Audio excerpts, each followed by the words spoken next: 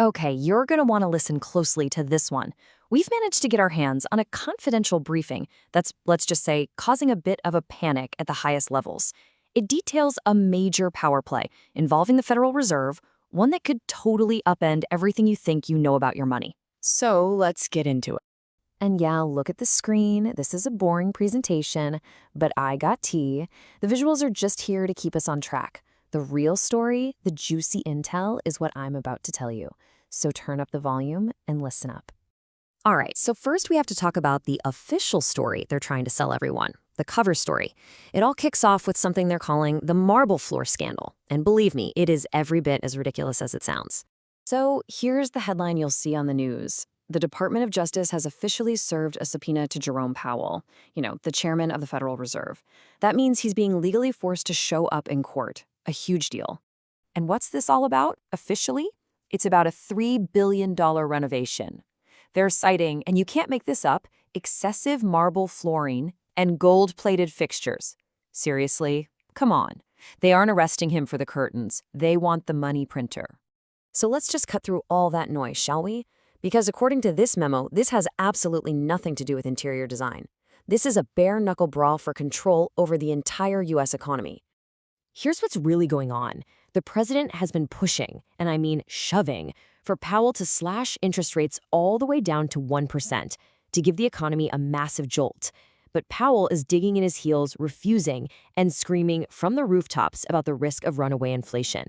This is a genuine standoff for who gets to steer the ship. So you have to understand, this subpoena isn't really a legal move. It's a political weapon. It is designed for one thing and one thing only, to create a media firestorm so intense that it forces Jerome Powell to resign. But wait, because it gets so much deeper. Getting him to resign is just phase one. Phase two is a political maneuver so bold, it honestly sounds like it's ripped from a TV show. They're calling it the shadow chair plot. So the quiet question being asked in all the back rooms right now is, who is the shadow chair? Who is this person they're planning to install? The whispers we're hearing point to one of two names, Scott Bessent or Kevin Warsh. Now, the plan isn't to make them the chairman. Oh no, it's much cleverer than that. The plan is to appoint one of them to the Federal Reserve's Board of Governors, to put their guy on the inside. And here it is. This is the checkmate. The president will then hold a press conference and announce that, from now on, he is only taking economic advice from this new appointee. Powell would still technically be the chairman, he'd still have the title, but he'd be completely and utterly powerless. Just a ghost in the machine. Okay, strap in. If this wild plan actually works, what does that mean for the markets? Well, the memo predicts a violent, two-stage reaction, a brutal economic whiplash that is going to catch just about everybody completely by surprise. First up, a flash crash. Total, immediate panic hits the street.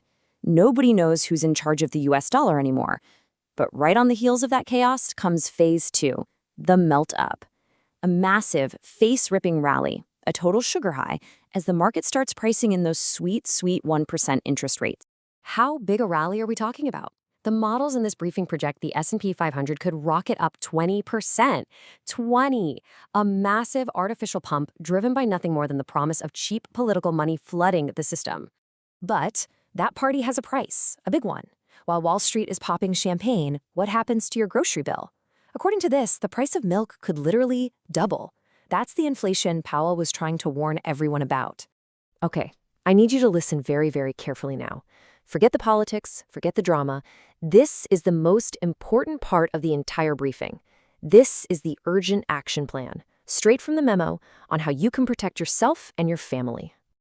There are 3 critical steps. Number 1, the second those rates drop, you refinance your mortgage into a 30-year fixed loan. Immediately. Lock it in. Number 2, get into hard assets. I'm talking about things politicians can't just print more of.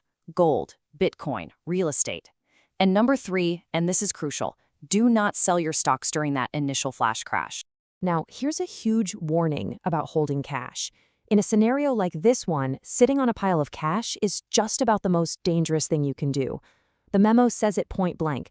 This kind of political money printing is designed to absolutely collapse the purchasing power of your dollars. And this is what they call the golden rule, quoted directly from the source. Do not sell stocks during the initial panic. The money printer will eventually push nominal asset prices up.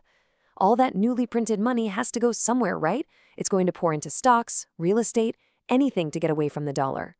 So that's the whole briefing, and it leaves us with one pretty terrifying question we all have to think about. In a world of political money where the printer can be turned on to achieve a political goal, what is your money, your savings, your future? What is it really worth?